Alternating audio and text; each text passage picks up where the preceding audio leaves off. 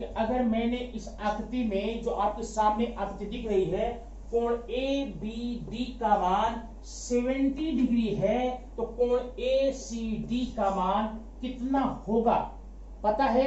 नहीं पता है तो आज इसी की चर्चा हम इस वीडियो में करने जा रहे हैं। वीडियो के शुरू से लेकर के अंत तक देखिए, सारी बातें क्लियर हो जाएंगी।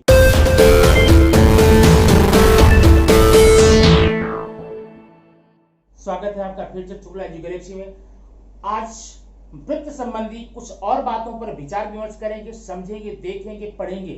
तो सबसे पहले आपके सामने एक छोटी सी आकृति दी गई है। आकृति में ये बताया गया है, ये कॉम्पिटिशनल एग्जाम के लिए बहुत जरूरी होता है, बड़ा आसान होता है, चुटकी बजा करके लोग हल कर लेते हैं। लेकिन इसकी तह तक जाएंगे थोड़ा सा 2 मिनट का टाइम लगता है, पूरा नंबर आपको मिल जाता है। कैसे? देखिए, ये आपके सामने एक वृत्त दिया गया है, वृत्त का केंद्र O है और इस वृत्त की त्रिज्या रेडियस 7 है। और यहां पर आपको कुछ चीजें दी गई हैं, जरा ध्यान देखना।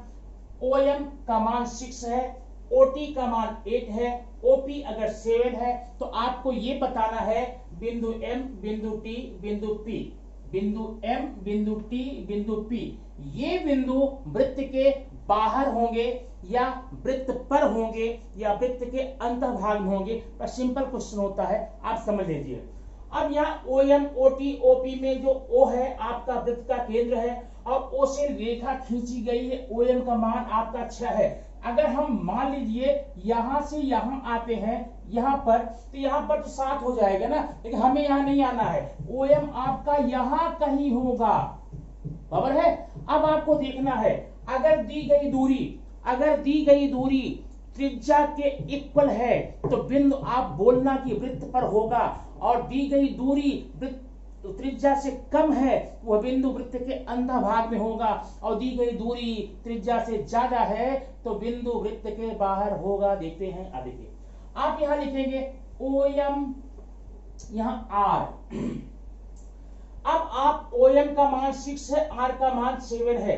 बताइए इसमें कौन बड़ा कौन छोटा? OM छोटा है।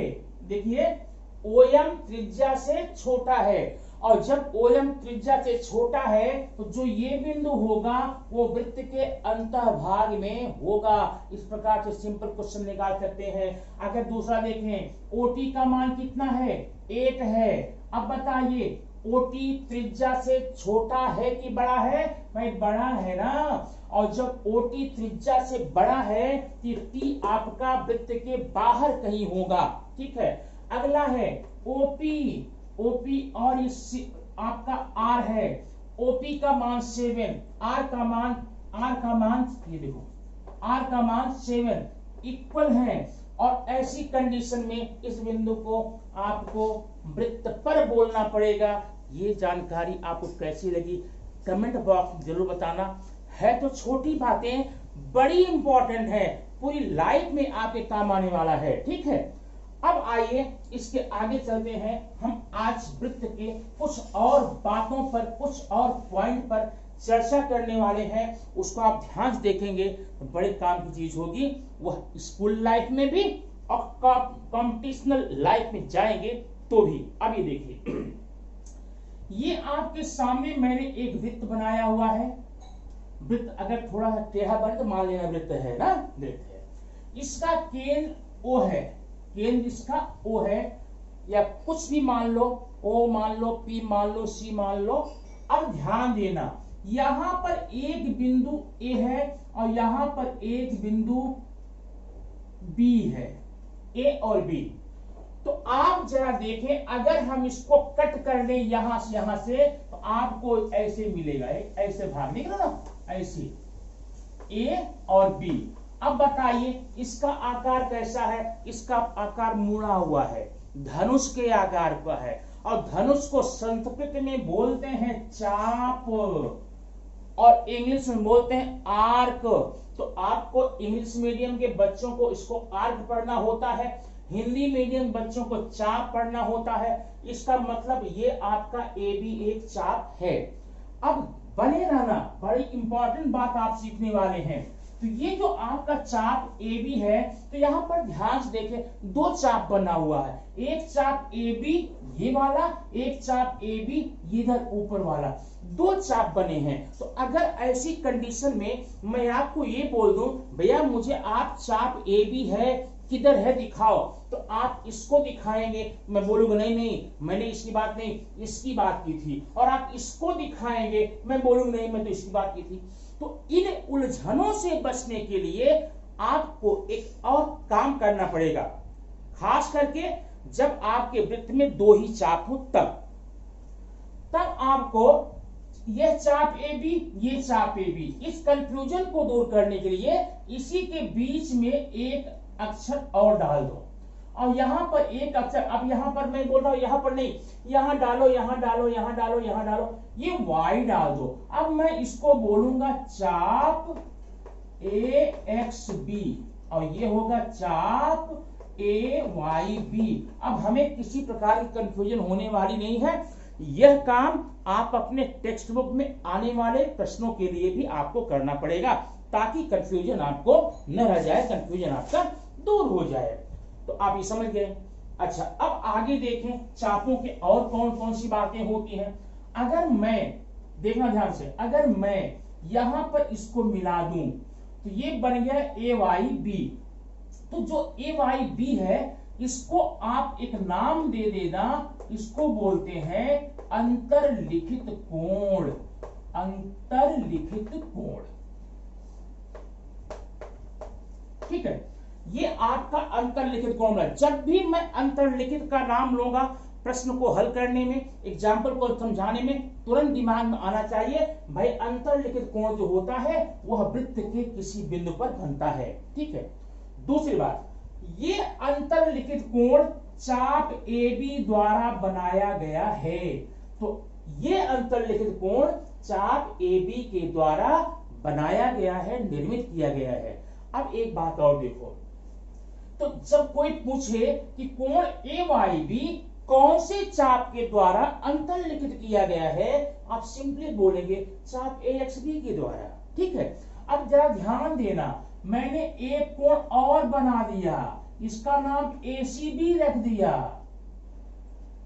अब ध्यान देना, कोण एसीबी कौन से चाप के द्वारा बनाया गया है, चाप ए एक्स बी के द्वारा।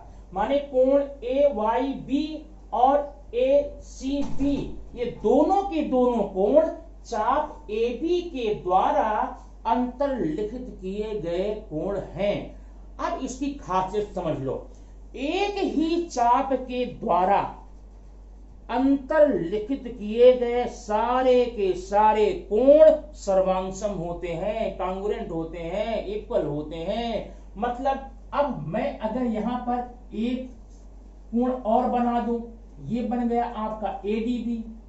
तो एक ही चाप में बने सारे कोण इक्वल होते हैं। अगर मैं बता दूं कि ए वाई बी की वैल्यू 70 है, तो आप बोल देना ए डी बी भी 70 होगा और ए सी बी भी 70 होगा। कोई पूछता है ऐसा क्यों होगा, सिंपली बताना भाई, एक ही चाप के द्वारा अंतरलिखित सारे के सारे कोण इक्वल होते हैं। ये आपके एग्जाम में आएगा, एक नंबर का आप पूछ दिया गया ए वाई बी का मान 70 है, ए डी बी का मान कितना होगा, नीचे दिया जाएगा 70 है, 60 है, 50 है, 140 है। तो आपको उसमें करेक्ट आंसर चूज करना होगा। अगर आपको जानकारी नहीं है तो कोई आप इमेजिनरी कर लेते हैं। एग्जैक्ट टाइम आपको अगर मालूम है तो आप 70 पर टिक करके नंबर ले सकते हैं। कंफर्म है ना? तो एक बात आप समझ गए, एक ही चाप में अंतरलिखित सारे के सारे कोण, एक ही चाप के द्वारा अंतरलिखित सारे के सारे कोण इक्वल होते हैं। अब इसी बात को अगर मैं आपको यहां दिखाऊं, ये आपका चाप ए बी है, अगर मैंने मिला दिया तो यहां पर दो वृत्तखंड बने हैं।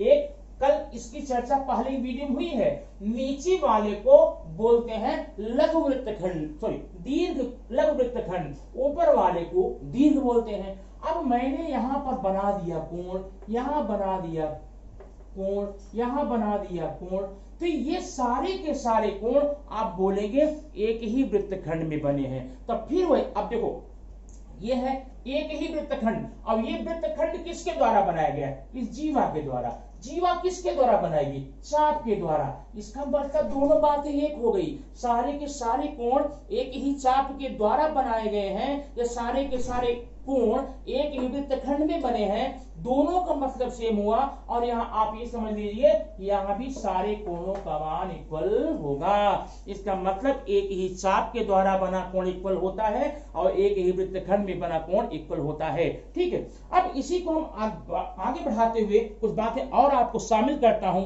देखिए हुए ये है, अब ये आपके सामने एक वृत्त बना हुआ है। ठीक है, अब वृत्त में आप देख सकते हैं कि वृत्त का चाप AB है और इसका केंद्र O है।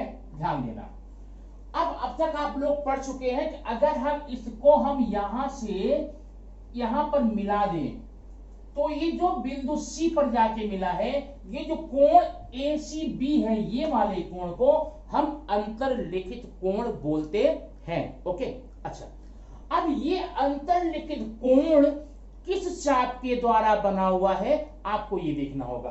चाप AB के द्वारा। चाप AB के द्वारा कोण ACB अंतरलिखित किया गया है। अब उल्टे में आना, इसी अंतरलिखित कोण ने इस चाप को बनाया है। इस चाप को बनाया, इसको बोलते हैं अंतःखंडित चाप। अंतःखंडित चाप, ध्यान देना, ये है आपका अंतःखंडित चाप। मतलब इस चाप ने कोण को अंतर्लिखित किया है और उस कोण ने चाप को अंतःखंडित किया है। दोनों ने एक दूसरे को बनाने में महत्वपूर्ण भूमिका अदा की है। इस चाप ने कोण को अंतर्लिखित किया है और इस कोण ने चाप को अंतःखंडित किया है। ठीक है, अब ध्यान ये देना है, जब मैं बोलूं कोण ACB कहां है, तब तो आपको यहां दिख रहा है, कोई बात नहीं। अगर मैं ये बोलूं चाप अंतःखंडित चाप कहां है, अब जरा यहां देखना एक बात, चाप का मान और चाप का माप, इनमें थोड़ा सा फर्क है। चाप का मान मतलब चाप की लंबाई। ठीक है, तो जब चाप की लंबाई पूछेंगे तब आप A से लेकर के B तक का मेजरमेंट बोलने वाले हैं। ठीक है, लेकिन जब चाप के माप की बात आएगी, ध्यान रखना, चाप के माप की बात आएगी तो ये कोण है। और कहां देखेंगे? केंद्र पर। देखो ये वाला कोण, ये और ये। ठीक है, तो जो कोण AOB है, इसको आप कोण AOB बोलेंगे, केंद्रीय कोण बोलेंगे और चाप अंतःखंडित चाप का माप भी बोलेंगे। अगर मान लीजिए इसका मान 140 है, मैंने कहा कोण AOB बराबर 140 इक्वल बराबर है। अगर मैंने बोला केंद्रीय कोण का मान कितना भाई, तो बोलना 140। अगर मैंने बोला चाप AB का माप कितना है, आप बोलना 140। मैंने बोला मेजरमेंट चाप AB कितना है, आप बोलना 140। मतलब हर हाल में आपकी निगाह केंद्र पर जाएगी।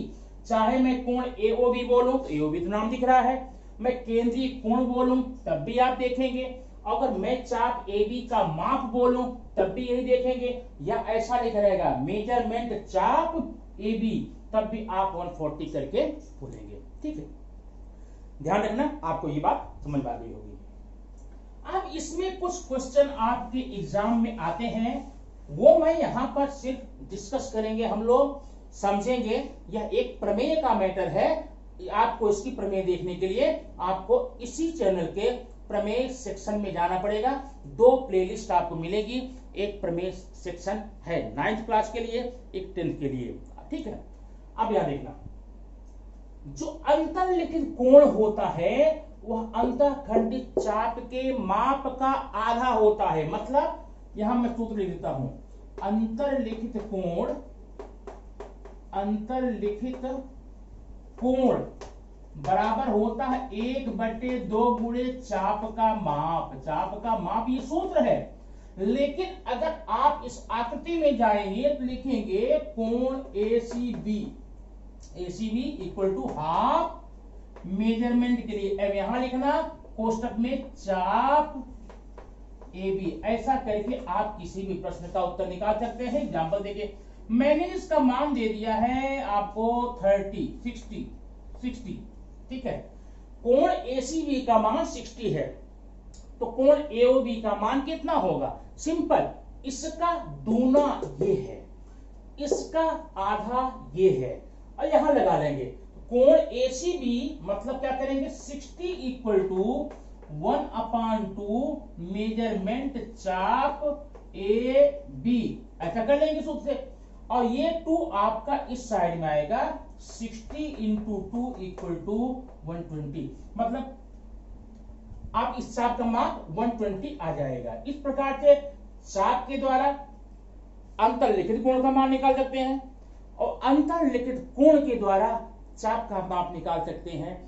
इस पे आप चर्चा कीजिए, डिस्कस कीजिए, पढ़िए, और कमेंट बॉक्स में जाकर के जरूर बताना। अब इसके एक कुछ पॉइंट आपको और बताऊं जो आपको एग्जाम में बहुत ही हेल्प करेंगे ना।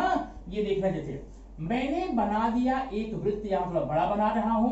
इसका केंद्र आपका C है, इसका चाप A है, ये B है, ये B है। देखना ध्यान से, मैंने मिला दिया E है, और मैंने मिला दिया ये है, ठीक है, मैंने मिला दिया ये है DF। अब ये बताना कोण E कौन से चाप के द्वारा अंतरलिखित है। अब कोण E है ना, इसके भुजाएं पकड़े चले आओ, इसके टांग है, पैर, पैर जहां मिले, कहां मिले? A पर B पर, मतलब कोण E चाप AB के द्वारा बनाया गया अंतरलिखित गया कोण है। ये आपको आंसर मिल जाएगा। अगर मैं आपसे बोलूं कि कोण FDB, FDB किसके द्वारा बना है? आइए, या ये देखो FB, तो कोण FDB चाप FB के द्वारा अंतरलिखित कोण है। तो इस प्रकार से आप चापों के माप भी बता सकते हैं और कोणों के माप बता सकते हैं, ठीक है। अब जरा एक काम करना, यहां पर एक क्वेश्चन दे रहा हूं, इसका आंसर कमेंट बॉक्स में जरूर देना। ये आपका है